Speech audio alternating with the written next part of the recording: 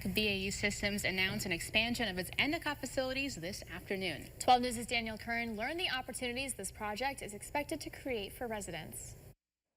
BAE Systems announced an upcoming expansion to its campus in the village of Endicott on Wednesday.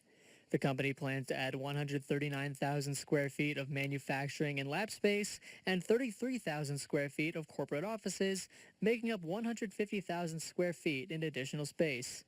BAE Systems hopes to use the buildings to continue its innovation of clean energy solutions in New York State. This 150,000 square foot space will help us scale our development capability and production volume, continue to execute on commitments that we already have to current customers and to future customers, and establish a service and support center that will be in place well into the future. The $65 million project is expected to create 134 new jobs in Endicott with an average annual salary of $100,000.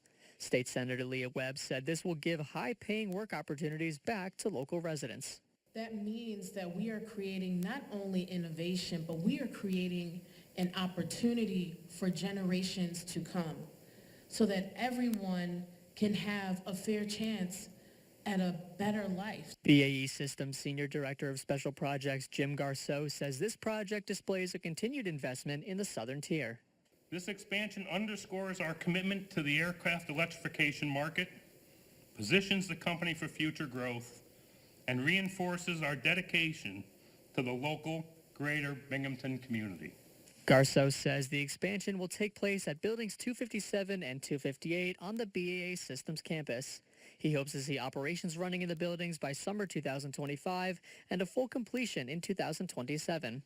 Daniel Curran, 12 News, Broome County.